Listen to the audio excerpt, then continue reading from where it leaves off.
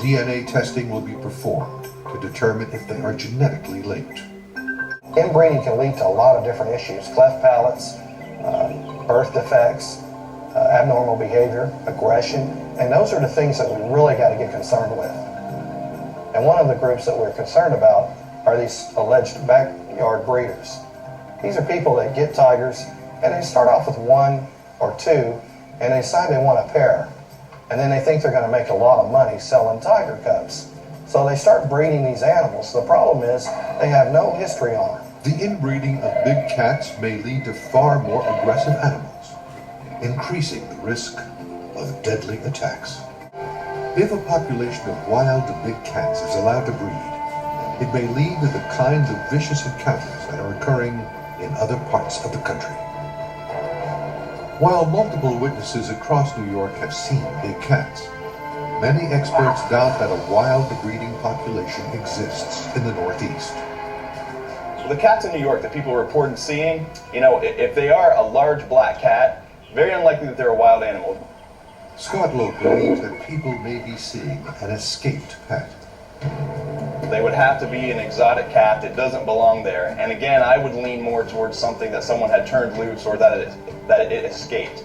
Loeb says that in New York State alone, there are more than 103 registered big cats, and many more that are undocumented. These are animals that start out fun when they're a cub, and they grow up to be deadly predators. And the simple fact is that these animals kill things bigger than humans, and that's what they do for a living. So they are always dangerous, no matter who says they're tame, or no matter who says it's safe. It's worse than a nightmare, you just don't believe that this is happening to you.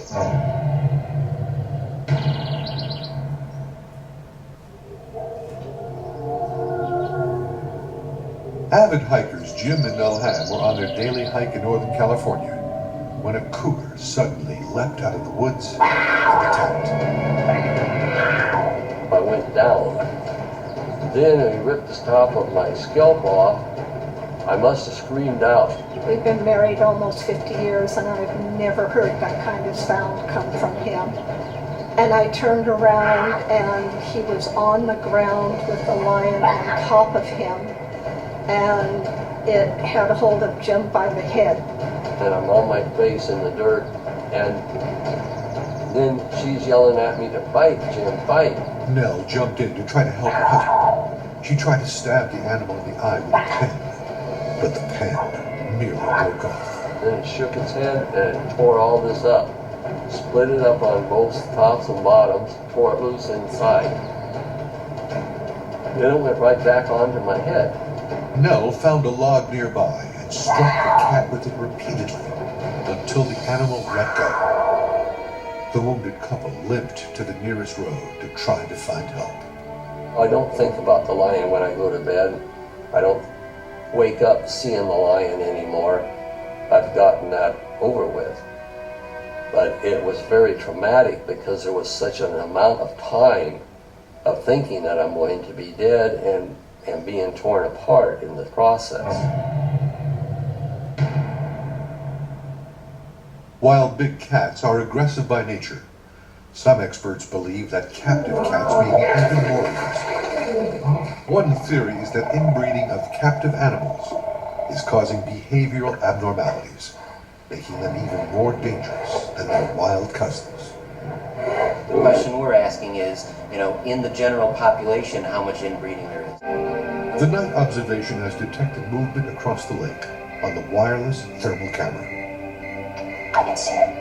I can see it, but I can't. 12 sightings is a lot for this community because it's small. Grace Knowlton was skeptical of the mysterious cat reports until she too saw a large cat just outside her window. So after my neighbor reported having seen them on her lawn, the next week I was sitting in the living room and I saw a black panther going across at the top of the lawn. When I saw the panther, I'd say it was about 100 feet away. I could see it very clearly. This creature was much bigger than any domestic cat. The size was very different. It was much bigger. The way the panther walked was a slight crouch and a long tail that went out and curled up at the end. Pitch black and shiny coat.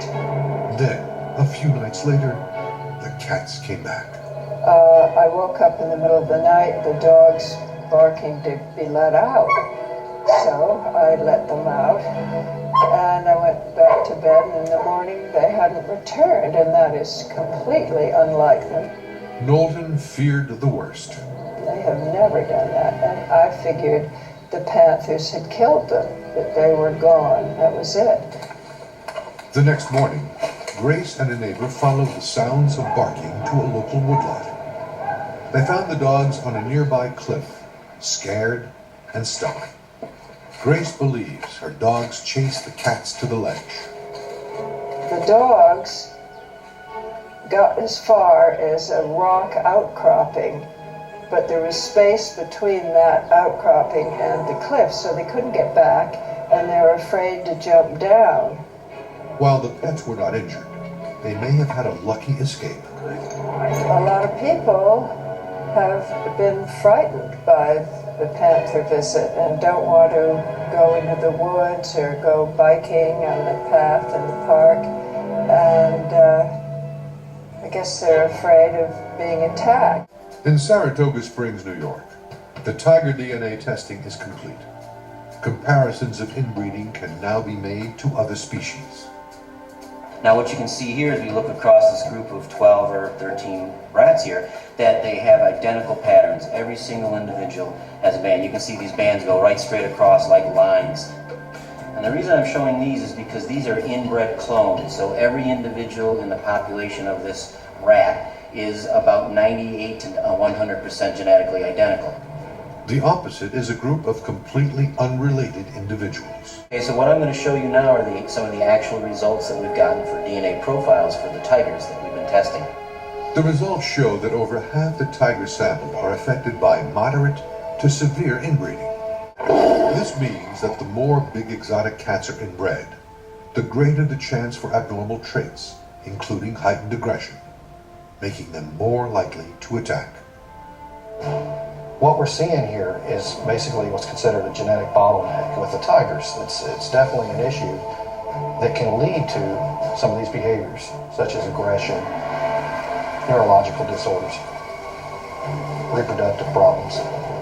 Dr. Esteban Sarmiento has studied all the evidence collected, including the tracks and scratch marks, and discusses the results with the group. Well, we had plenty of signs back in town. You know, there was some pretty good tracks. And you got tracks in town? Yeah, we got some pretty good tracks. And clear tracks? Yeah, they're clear. Definitely cats? They're definitely a large cat. And we got some claw marks. The most revealing pieces of evidence are the tracks. The team concludes that the prints are too small to be of a tiger or a jaguar. However, they match the size of a leopard, which can be black, and is similar to the eyewitness accounts. So we got prints, claw marks, Tracks. plenty of food, great habitat. And lots of eyewitness reports. Fresh, recent eyewitness reports too, so. There's no doubt that they exist. That's the hard part to dispute, is all those people talking about seeing it. Yeah. The most likely candidate here would be Asian or African leopard. But I can just picture where someone has an animal that they're not qualified to have, and it's gotten out, and they don't want to tell anybody, and now we're to this situation right here. And I think that's what's happened here. The team believes the big cats are out there, but because of the size of the wilderness and abundant food sources, they will not easily be found. Tracks discovered at the location of the sightings are from a large cat, likely a leopard, that may still be at large. And the science team has confirmed that the captive population of large cats in North America is highly inbred, and this could possibly increase the chances of violent attacks.